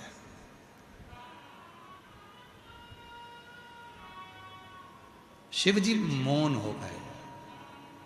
शंकर भगवान ने मन में सोचा, मां कौशल्या जी से क्या कहूं। आज का व्यक्ति कहता है कि मैं तुम्हारी किस्मत बता सकता हूं, मेरे भोलेनाथ किस्मत नहीं बताए थे तो तुम में वो बल कहां से आ गया। शंकर भगवान स्वयं त्रिलोकी का नाथ, त्रिकालदर्शी, कैलाशी भी किस्मत नहीं बताया। शिव जी ने नहीं कहा कि तुम्हारे बेटे को 14 वर्ष वनवास भोगना पड़ेगा। शिव जी ने नहीं कहा कि तुम्हारी जानकी, तुम्हारी बहू भी वन में चली जाएगी। शिव जी ने नहीं कहा कि तुम्हारी बहू को एक ऋषि के घर में जाएगी, वहां बच्चे होंगे। शिव जी ने नहीं कहा कि तुम्हारी बहू पृथ्वी में समा जाएगी। शिव जी ने नहीं कहा कि तुम्हारा बेटा जल में समाधि ले लेगा। शिव जी ने नहीं कहा कि तुम्हारे बेटे को 14 वर्ष तक वनवास झेलना पड़ेगा। शिव जी ने नहीं कहा कि वन वन में एक बेर खाकर भी अपने जीवन को जीना पड़ेगा। शिव जी ने नहीं कहा। क्यों? कौशल्या जी कह रही हैं, बाबा मेरे बेटे का भाग्य बता दो। शिव जी ने जो बात कही, आज के मनुष्य को, आज के बेटा बेटी को वो धारण करना है अपनी बुद्धि। कौशल्या जी हाथ जोड़कर कहती हैं, मेरे बच्चे का भाग्य बता दो। शिव जी कहते हैं, मैं भाग्य नहीं बताता, भाग्य बना देता हूं। भाग्य नहीं बता, भाग्य बना देते हो? हाँ, तो मुझे क्या करना पड़ेगा? शंकर भगवान ने कहा, सुनो कौशल्या मां, तुम्हारे बेटे से इतना जरूर कहना कि रोज प्रतिदिन एक पार्थिव लिंग का निर्माण करना और पूजन करना। यदि आप लोगों में से कोई राम पथ गमन गया हो, राम जो 14 वर्ष के लिए वनवास गए थे, अयोध्या से लंका तक का जो रास्ता उन्होंने चुना था, जिस मार्ग से वो गए थे, पूरे राम पथ गमन को भारत सरकार ने बना दिया है। भारत सरकार ने जो राम पथ गमन बनाया है, उस राम पथ गमन पर एक बार गाड़ी लेकर जाना, जहां जहां राम रुके थे उस स्थान पर रुकना। वहां राम जी के मंदिर कम मिलेंगे और शिव जी के मंदिर ज्यादा मिलेंगे, क्योंकि राम जी जहां रुकते थे वहां जो एक शिवलिंग की स्थापना करते थे, राम जी जहां रुकते थे वहां शंकर के शिवलिंग की पूजन करते थे, राम जी जहां रुकते थे वहां पार्थिव लिंग का निर्माण करते थे, पूजन करते थे। तो माता कौशल्या जी से कहा, अगर तुम्हारे पुत्र को एक चीज कहना कि राम बस इतना करना कि शिवलिंग की पूजन जारी रखना, तो जीवन में कितना भी दुख आएगा, कितनी भी तकलीफ आएगी, कितना भी कष्ट आएगा, सब धीरे धीरे धीरे समाप्त होगा और तुझे बल मिलता रहेगा, तुझे बल मिलेगा।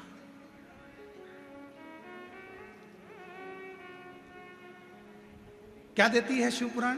सबसे पहले भगवान शंकर अपने भक्त को बहुत बहुत बल प्रदान करते हैं, उसको धैर्य प्रदान करते हैं कि कोई कुछ बोलेगा तो धैर्यता रखना, कोई कुछ हो जाए तो धैर्यता रखना, थोड़ा बल अपने अंदर रखना, धैर्यता अपने अंदर रखना। ये शिव देते हैं, ये शंकर देते हैं,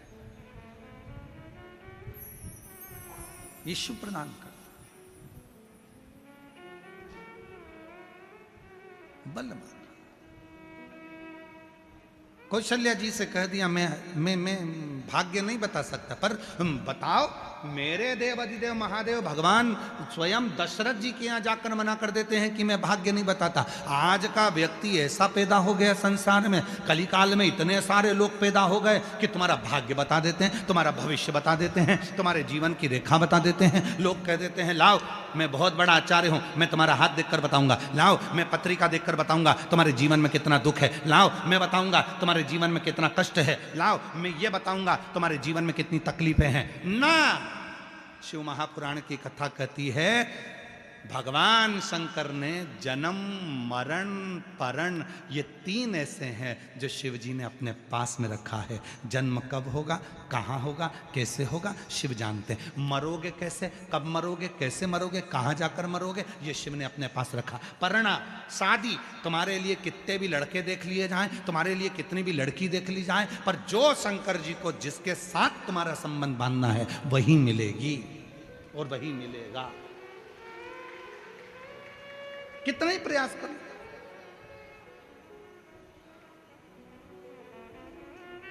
अब ये माँ ने लिखा कि 23 साल तक ऐसा कोई डॉक्टर नहीं छोड़ा मैंने जो जिसके पास इलाज ना करवाया, ऐसा कोई मंदिर नहीं छोड़ा जहां मैंने गोदी ना भरवाई। 23 साल के बाद योग लगा कि संतान का सुख मिल गया। अर्थात जब उसको देना, कहां देना है, कब देना है, कैसे देना। एक पत्र है और अच्छा, देखिए,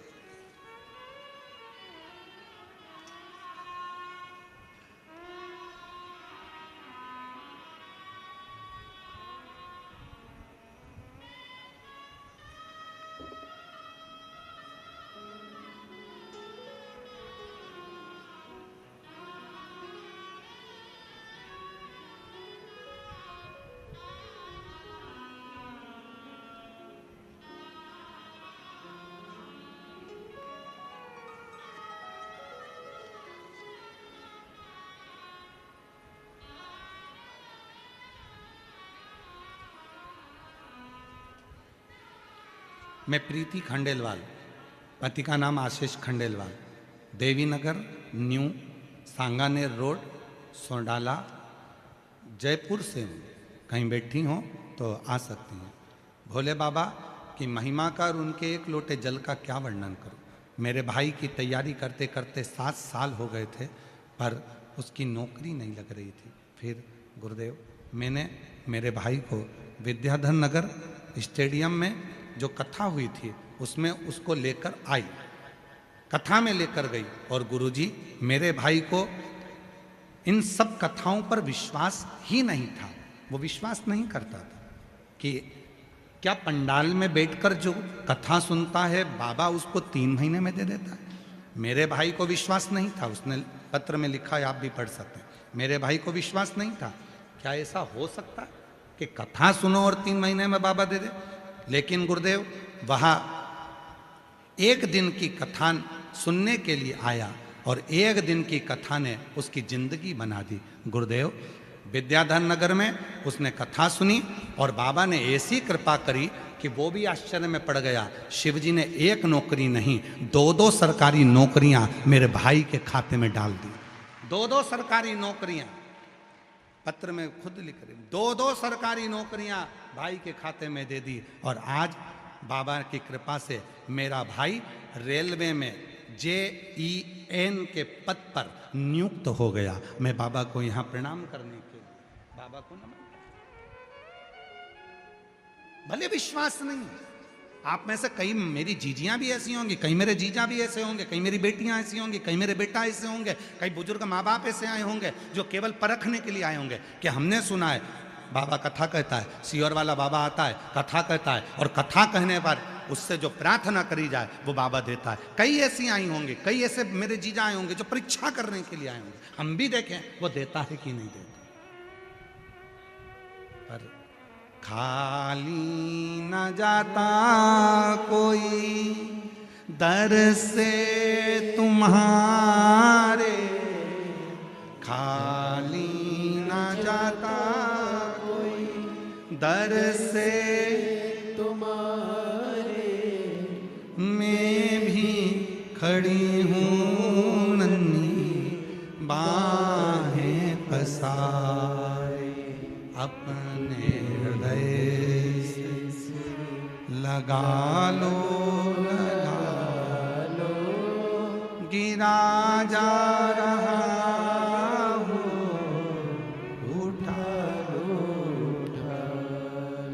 भोले अपने दर से अब तो लो, गिरी जा रही हो, उठा लो, उससे प्रार्थना करो। यहाँ टाइम बर्बाद करने के लिए मत आओ, भीड़ बढ़ाने के लिए बिल्कुल मत आओ। आप अन्य कथाओं में चले जाना भीड़ बढ़ाने के लिए, पर शिव पुराण में भीड़ बढ़ाने बिल्कुल मत आना, क्योंकि भीड़ बढ़ाने तुम्हारी भीड़ बढ़ती है और जजमान परिवार और समिति और सबके श्वास ऊपर नीचे होने लगती है। भीड़ बढ़ाने के लिए शिव पुराण में मत आओ, समय बर्बाद करने के लिए शिव पुराण में मत आओ। तुम्हारा मन पड़े बाकी की कथा में जाना, पर शिव पुराण में अगर आए हो तो यहाँ भीड़ बढ़ाने के लिए नहीं, समय खराब करने के लिए नहीं, यहाँ बाबा को अपने मन का भाव कहने के लिए, अपने बाप से, अपने पिता से, शिव से बात करने के लिए, दिल से उसको बोलने के लिए, हृदय से प्रार्थना करने के लिए, निवेदन करने के लिए।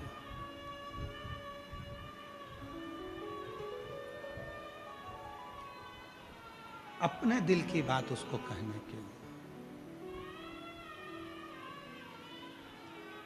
मेरी जीजियों,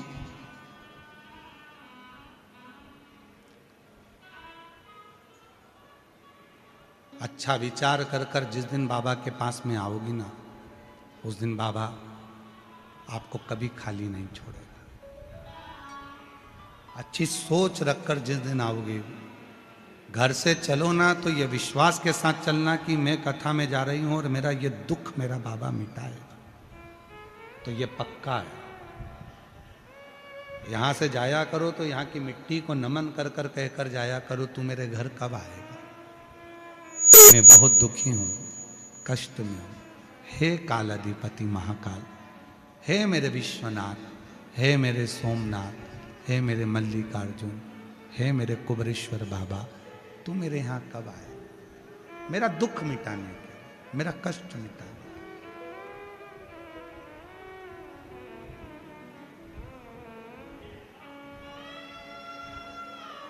तू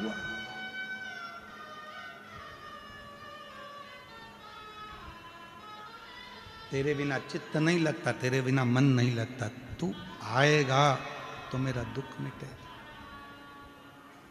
बिना आए दुख नहीं मिट सकता। शिव जी ने कह दिया, कौशल्या जी, मैं किसी का भाग्य नहीं बताता, पर मैं भाग्य बना देता हूं। ये तो हो गई त्रेता युग की बात। अब बजाओ द्वापर युग में, जब भगवान कृष्ण का जन्म हुआ, शिव जी दर्शन करने गए। श्री कृष्ण के दर्शन करने चले सदा शिव गोकुल में, गली गली में शोर मचावे, चले सदा शिव गोकुल में। अब आ जाओ द्वापर में, भगवान कृष्ण के दर्शन करने आए। यशोदा जी ने भी लाला का दर्शन कराने से पहले धन दिया, दौलत दिया, संपदा दी, पर नहीं दिया बेटा। पर भगवान ने कुछ नहीं लिया, दर्शन, केवल दर्शन। कई लोग मिलेंगे आपको जो आपसे कहेंगे शिव जी के मंदिर में जाया करो तो शंकर जी से कुछ मत मांगा करो। कई लोग मिलेंगे जो आपसे कहेंगे शंकर जी पे चढ़े हुए जल का आचमन मत करा करो। कई लोग मिलेंगे जो कहेंगे शंकर जी पे चढ़ा हुआ जल मत पीना। कोई कहेगा बेलपत्र मत खाना, कोई कहेगा ये मत करना, कोई कहेगा वो मत करना। उनको हाथ जोड़कर कह दो कि वो मेरा बाप है, वो मेरा पिता है। शिव महापुराण में लिखा है, कायिक, वाचिक और मानसिक 3 पाप शंकर जी को चढ़े हुए जल का आचमन करने से तुरंत समाप्त हो जाते हैं।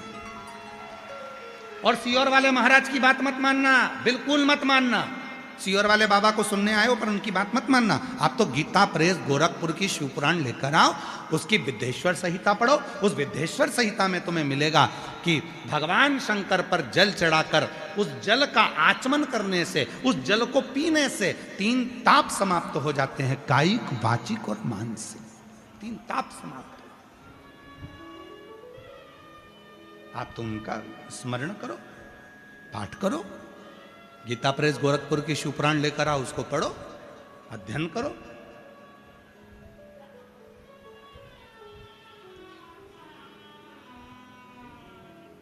जरूरी नहीं है कि तुम हमारी बात मानो, बिल्कुल मत मानो। आप तो पढ़ो, अध्ययन करो, स्मरण करे। और जितने शिव भक्त इस जयपुर की पवित्र धरा पर सारे पंडालों में बैठे हुए हैं, उनसे भी, और जितने आस्था चैनल पर सुन रहे हैं, जितने फेसबुक यूट्यूब पर सुन रहे हैं, जितने सोशल मीडिया पर श्रवण कर रहे हैं, उनसे भी निवेदन करूंगा, जिस दिन तुम्हारा भरोसा पक्का हो जाए कि कोई मुझे नहीं देगा, देगा तो मेरा बाप, मेरा शिव देगा, उस दिन शिव की शरण में जाओ।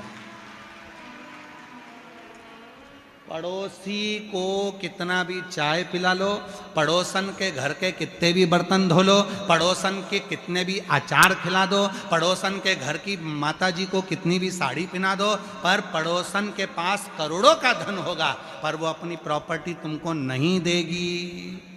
मेरी बहुओं से निवेदन है, मौसी सास को कितना भी तुम पाँव पढ़ लो, मामी सास के कितने भी पाँव पढ़ लो, चाची सास के कितने भी पाँव पढ़ लो, ताई सास के भी कितने पाँव पढ़ लो, पर वो तुम्हें सोने की चैन नहीं देगी। सोने की चैन भले सास से कितना भी झगड़ा हो जाए, लड़ाई हो जाए, पर आखिरी में जब बंटवारा होगा तो सास की सोने की चैन तुझे जरूर मिलेगी। वो ताई सास नहीं देगी, वो चाची सास नहीं देगी, वो मौसी सास नहीं देगी, वो मामा ससुर नहीं देगा, वो पड़ोसन नहीं देगी, वो रिश्तेदार नहीं देंगे, वो कुटुंबी नहीं देंगे। आखिरी में वो चैन तुझे तेरी सास की तुझे ही मिलेगी। भले वो लड़ाई हो, झगड़ा हो, कितना भी विवाद हो, पर देगी वही। उसी तरह तुम सब दूर घूम कर आ जाओ, आखिरी में शांति, वैभव, धन, दौलत, संपदा और जीवन का सुख कहीं नहीं मिलेगा। वो मिलेगा तो शिव की शरणागति में ही मिलेगा, शंकर के पास। तुम पूछो मत पूछो, तुम जल चढ़ाओ मत चढ़ाओ, तुम श्री शिवाय नमस्तुभ्यम बोलो मत बोलो, तुम पंचाक्षर और नमः शिवाय बोलो मत बोलो, तुम ओम नमः शिवाय षडक्षर बोलो मत बोलो, पर आखिरी में पाला उसी से पड़ेगा। अंत समय प्रभु आना, अंत में पाला उसी से पड़ने वाला, किसी दूसरे से पाला नहीं पड़ेगा।